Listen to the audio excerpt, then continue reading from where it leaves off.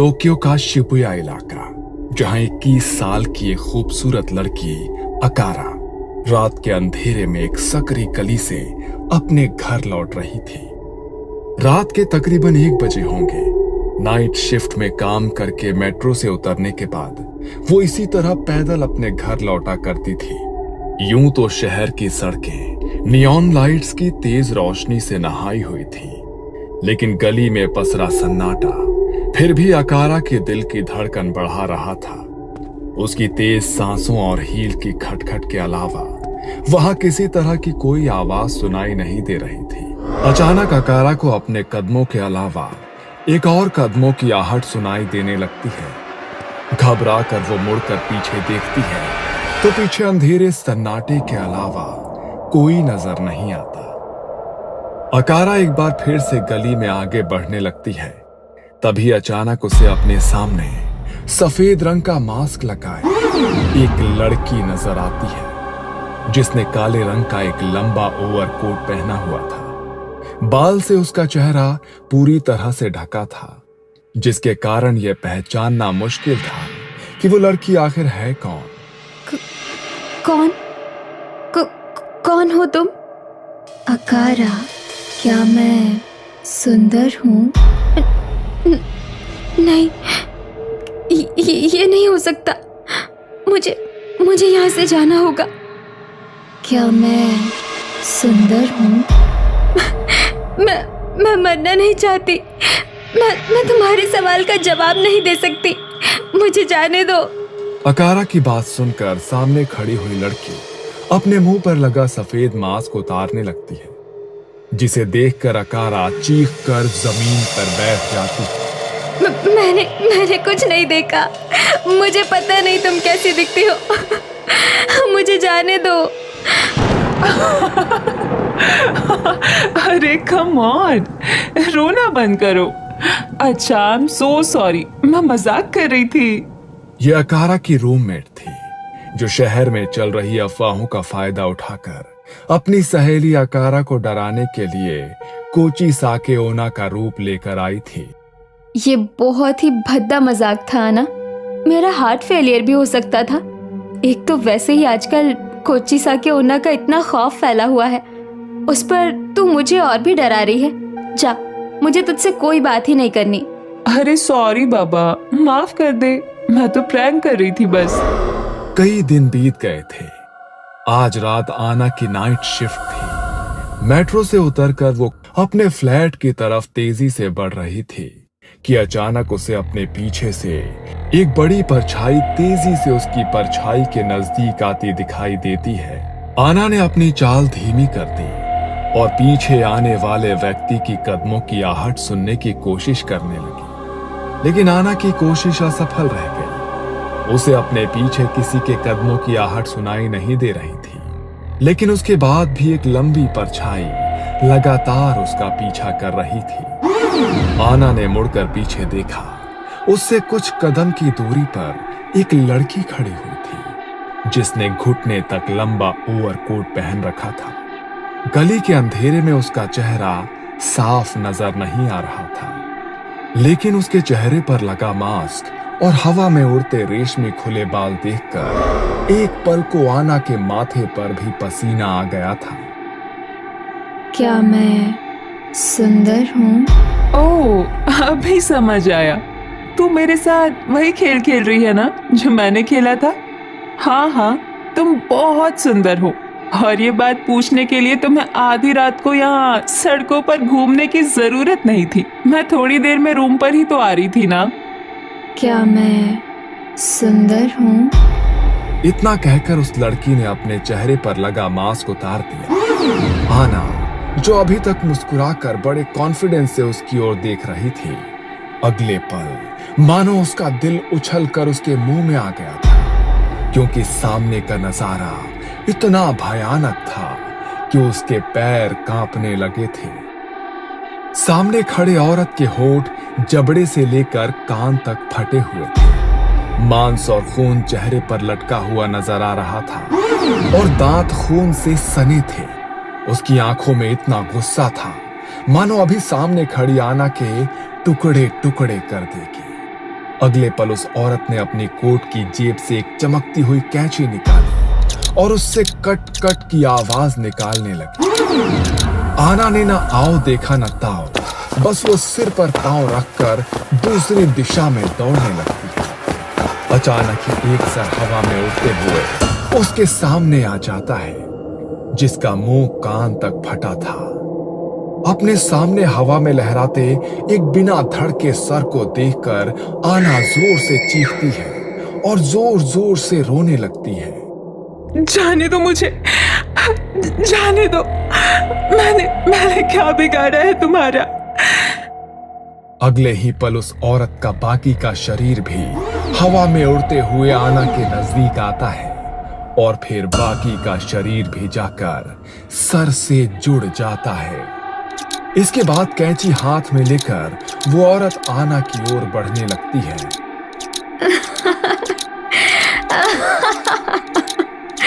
तुमने कहा ना मैं बहुत सुंदर हूँ, अब तुम्हें भी मेरी तरह सुंदर बनना होगा। बनोगी ना? नहीं नहीं नहीं, मुझसे गलती हुई। तुम बिल्कुल भी सुंदर नहीं हो। नफरत है मुझे तुम्हारे चेहरे से। तुम इतनी भद्दी हो कि तुम्हारी तरफ कोई एक पल भी नहीं देख सकता। क्या कहा? मैं खूबसूरत नहीं हूँ? मैं तुम्हें खूबसूरत नहीं लगती? ठीक है, अगर मैं खूबसूरत नहीं हूँ तो शहर में कोई भी खूबसूरत नहीं रहेगा। अब तुझे भी मेरी तरह बनना होगा। आना बेबस होकर आंसू बहा रही थी। अगले ही पल उस औरत ने अपने हाथ में पकड़ी कैंची से आना के चेहरे को बुरी तरह से कुतर डाला था। उसकी दिल दहला देने वाली चीखों ने गहरी नींद में सो रहे टोक्यो शहर की नींद उड़ा दी थी और कुछ ही देर में शहर के लोग आना की डेड बॉडी को घेर कर खड़े हुए थे। गली की दीवारें खून से लाल दिखाई दे रही थीं, लेकिन हमला करने वाले का कोई भी अता पता नहीं था। सुबह तक पूरे शहर में यह खबर आग की तरह फैल गई थी। आना की खून से लिपटी लाश और फटे चेहरे को देखकर शहर की आम जनता में बहुत डर फैल गया था। आना की मौत के बाद शिबुया की गलियों में निकलने से पहले लोग कांपने लगे थे। कई मौतों के बाद पुलिस के हाथ में कोई सुराग नहीं लगा था कि आखिरकार एक के बाद एक हो रही इन हत्याओं के पीछे आखिर किसका हाथ है। ना तो हत्यारे का कोई सुराग लग रहा था, ना ही हत्या करने वाले का मकसद सामने आ रहा था कि आखिर कोई क्यों किसी को इतनी बुरी तरह तड़पाकर मौत देगा। ये सब किसी इंसान का नहीं, आत्मा का काम है। कोची साके यूना वही कर रही है ये सब, और अगर उसे रोका ना गया तो ऐसे ही हर रात किसी न किसी की मौत होगी। ये कौन औरत है? आखिर इसकी मौत कैसे हुई? कोची साके बेहद खूबसूरत थी, इतनी कि जो एक बार उसे देख ले उसकी नजर वहीं ठहर जाए। उसके पति को अब उसकी खूबसूरती से जलन और असुरक्षा महसूस होने लगी थी, इसलिए उसने अपनी पत्नी का घर से बाहर जाना, किसी से बात करना तक बंद करवा दिया था। फौज के बुलावे पर लड़ाई के लिए जाने से पहले उसने अपनी पत्नी कोची साके को घर के अंदर बंद कर दिया और उसे सख्त हिदायत दी कि वो घर से बाहर ना निकले। लेकिन आखिरकार वही हुआ जिसका उसके पति को डर था। पति के जाने के बाद लंबे समय तक अकेले रहने के कारण उसकी नजदीकियां एक युवक के साथ बढ़ गईं। एक रोज कोची साके का पति अचानक लौट आया और दुर्भाग्य से उसने अपनी पत्नी को दूसरे युवक के साथ देख लिया। गुस्से और नफरत से भरकर उसने पास में पड़ी कैंची उठाई और उससे अपनी पत्नी के चेहरे को बुरी तरह से काट डाला। कोची साके की मौत तो हो गई, लेकिन तभी से वो खूबसूरती और बदले की भूखी अतृप्त आत्मा बनकर घूम रही है। बस बहुत हुआ। अगर उसके प्रश्नों का उत्तर देकर ही इस मौतों के सिलसिले को रोका जा सकता है तो मैं उसका सामना करने के लिए तैयार हूं। कोची साके की तलाश में पुजारी होशुमा आधी रात को टोक्यो की गली में निकल पड़ता है। कुछ देर तक वहां भटकने के बाद एक अंधेरी सुनसान गली में उसे अपनी ओर आती हुई एक काली परछाई दिखाई देती है। उस परछाई को देखकर होशुमा ने अपनी मुट्ठी में पकड़ा हुआ ताबीज और नमक कस के जकड़ लिया। जैसे ही कोची साके उसके नजदीक आई, होशुमा धीमी आवाज में एक मंत्र पढ़ने लगा। अचानक आसपास की हवा गहरी ठंडी हो गई और एक कांपती आवाज उसके कानों में गूंजी। क्या मैं सुंदर हूँ? उत्तर ना पाकर औरत ने एक बार फिर अपनी बात दोहराई। क्या मैं सुंदर हूँ? और उसी के साथ चीखते हुए उसने अपना मास्क हटा दिया। उसकी भयानक चीख और खून से सने कटे फटे चेहरे को देखकर होशुमा ने किसी तरह खुद को संभाला और कोची साके की बात के जवाब में मुट्ठी में बंद नमक और वो ताबीज उसकी ओर उछाल दिया।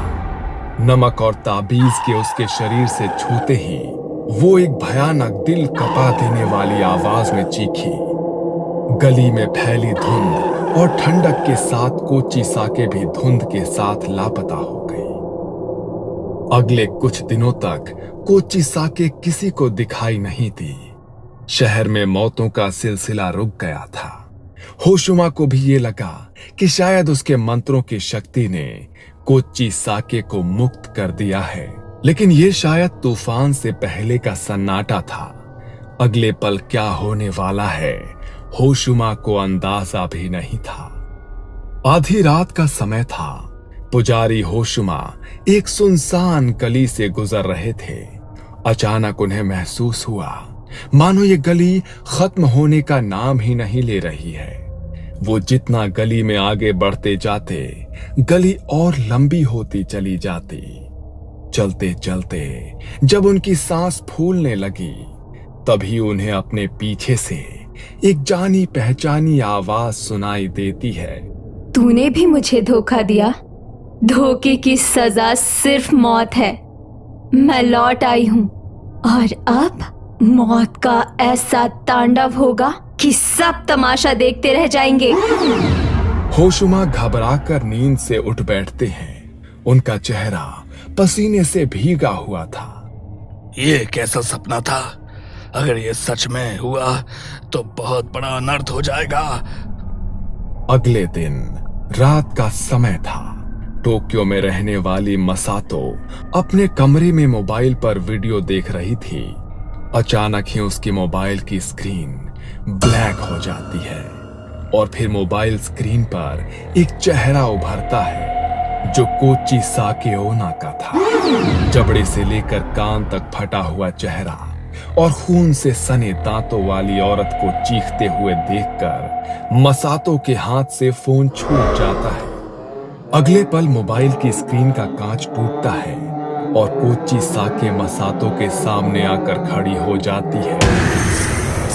अगली सुबह मसातो के कमरे की दीवारें खून से सनी हुई थीं और उस कमरे में खून से लथपथ मसातो का कटे चेहरे वाला बेजान शरीर पड़ा हुआ दिखाई देता है।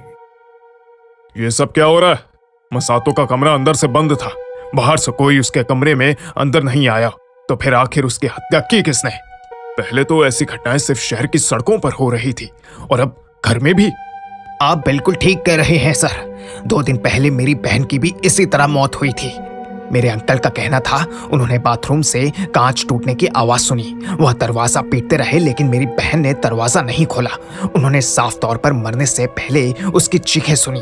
वो मदद के लिए पुकार रही थी लेकिन कोई कुछ नहीं कर पाया और बस कुछ ही देर में इसी तरह खून से लथपथ लाश बरामद हुई थी उसकी।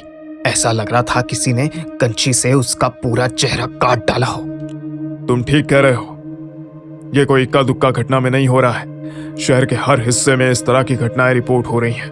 कोई मोबाइल हो तो कोई कंप्यूटर स्क्रीन के सामने मरा हुआ पाया जा रहा है, कोई आईने के सामने तो कोई चलती सड़क पर। ये हमारे शहर को अचानक हुआ क्या है? दूसरी ओर मुझे ऐसा लग रहा है जैसे वो कोची साके मुझे उकसा रही है। मैंने उसे रोकने की कोशिश की थी। वो मुझे दिखाना चाहती है कि मेरे रोकने से उसका कुछ नहीं बिगड़ा। अब वो दोगुनी ताकत के साथ लोगों की जान ले रही है। ये सब मुझसे ही शुरू हुआ था। मुझे ही इसका अंत करना होगा। देर रात गए होशुमा फिर से उसी गली में गया जहां उसका कोची साके की आत्मा के साथ आमना सामना हुआ था। वहां जाकर उसने कोची साके को पुकारा। कुछ देर बाद अचानक ही चारों ओर ठंड बढ़ने लगी। हवाएं इतनी ठंडी हो गई कि वहां पर सांस लेना भी मुश्किल होने लगा। गली में लगी लाइट टिमटिमाने लगी और तभी होशुमा ने देखा कि कोची साके ठीक उसके सामने खड़ी हुई है। क्या मैं सुंदर हूँ? कोई इंसान सुंदर हो या बदसूरत, अपनी जिंदगी अपनी मर्जी से जीने का अधिकार सभी को है। तुम्हारे पति ने तुम्हें तुम्हारी खूबसूरती के लिए नहीं मारा। तुमने जिससे प्यार किया था उसने तुम्हारे सुंदर मन को चाहा था, चेहरे को नहीं। तुम भी बस मेरे चेहरे को सजा दे सकती हो, मेरी आत्मा को नहीं। होशुमा की बातें सुनकर कोची साके अपने कानों पर हाथ रखकर जोर जोर से चीखने लगती है।